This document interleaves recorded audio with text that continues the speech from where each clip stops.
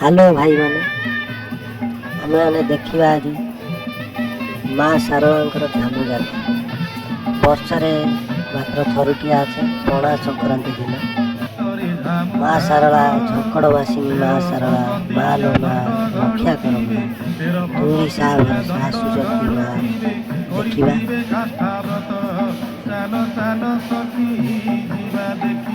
चैत्र मास पणा संक्रांति दिन ये कार्यक्रम होता है। बहुत संख्यार लोक मैंने देखा माँ का आशीर्वाद नापी आसी था। आ कि समय मध्य आम गहन माँ आसी माँ पूजा कार्यक्रम आरंभ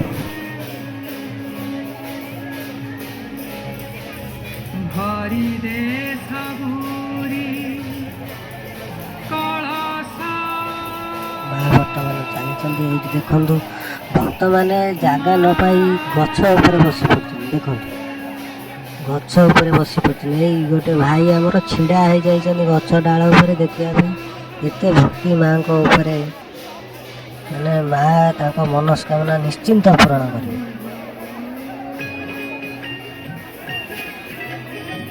ये देखो पुलिस भाई मैंने आमर झामु जात्रा पड़िया को एकदम सुरक्षित रखिंट।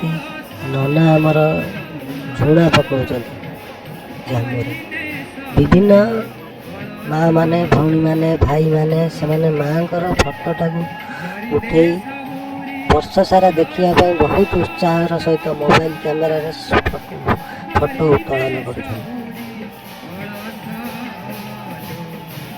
माँ आमर पड़िया को आसिले झामु जात्रा पड़िया को मंदिर में पूजा अर्चनार कार्यक्रम आरंभ हो। देवदासी मैंने भी सहित आसी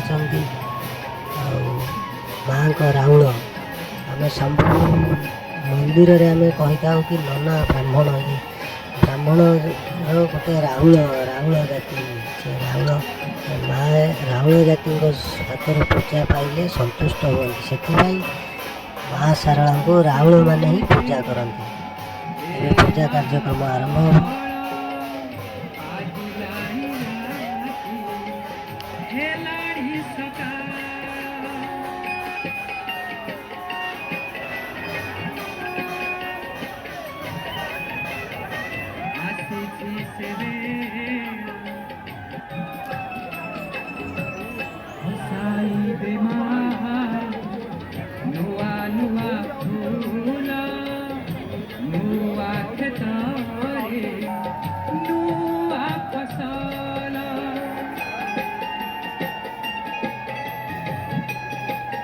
बर्तमान झामु जात्रार कार्यक्रम आरंभ हो जाए।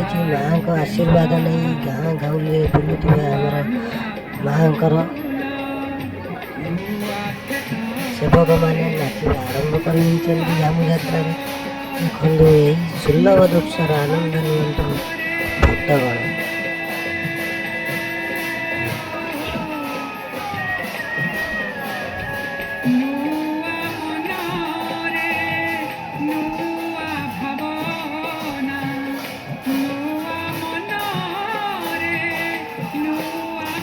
आपने चाहिए माँ शारदा भजन शुणी पारे यूट्यूब सर्च कर झकड़ू आसी राउल मनरे डाक माँ शारदा मु माँ शारदार पुआ सारू आरंभ शारदा ना मत तो मंदिर जीवी माँ नामे तुंडे धरी शारदा राणी देखिली शारदा माँ को मूर्ख कालिदास एमती नाम सर्च कले आपण मैंने यूट्यूब रे भजन शुणी पारे। माँ को झामु जात्रा आरंभ हो जाए। भक्तगण देखु निआ जलुची एवं माँ को आशीर्वाद नहीं आमर राउल मैंने केमती झामु चलवा आरंभ करदे। देवदासी मैंने पार्श्व छिड़ा होती आ पुलिस भाई मैंने आमर सुरक्षा देवार व्यस्त एवं दर्शक बंधु मैंने भक्तगण मैंने देखा बहुत संख्यार एकत्रित होती। ये देखो पानी टांकी ऊपर लोग भक्त मैंने छिड़ा है देखा देखुं देखो अत्यंत मनोरम दृश्य ମାଆଙ୍କର। କୁହାଯାଏ କି ମାଆଙ୍କ ପାଖକୁ ଆସିଲେ ଖାଲି ହାତରେ କେହି କେବେ ଫେରେନି। ଦେଖନ୍ତୁ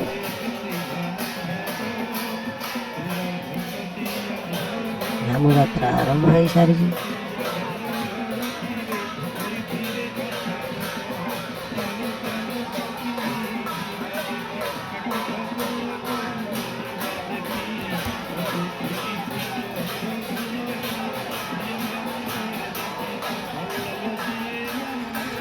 ମା ଲୋ ମା କରୁଣାମୟୀ ମା କଲ୍ୟାଣମୟୀ ମା ଝଙ୍କଡ଼ବାସିନୀ ମା ଶାରଳା ସମସ୍ତଙ୍କୁ ଘଣ୍ଟ ଘୋଡ଼େଇ ରଖିଥାଲୁ ମା।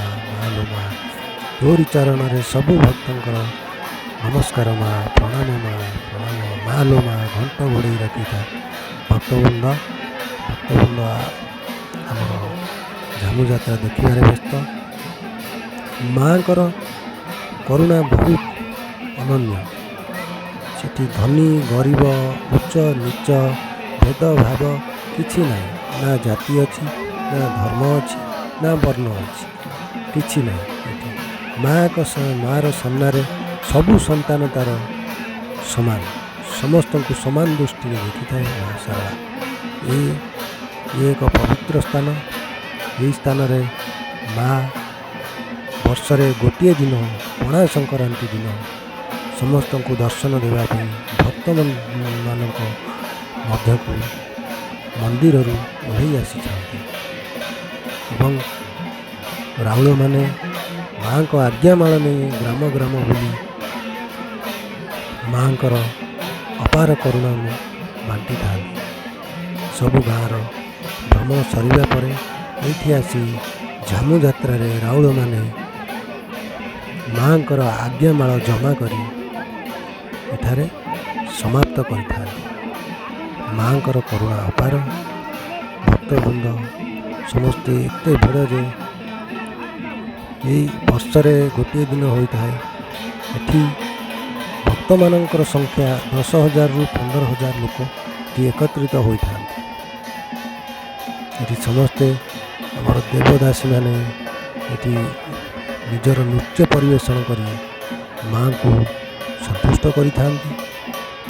ଭକ୍ତବୃନ୍ଦଙ୍କର ଯେଉଁ ଯେଉଁ ମାନସିକ କରିବାର ଥାଏ ମାନସିକ କରିଥାନ୍ତି।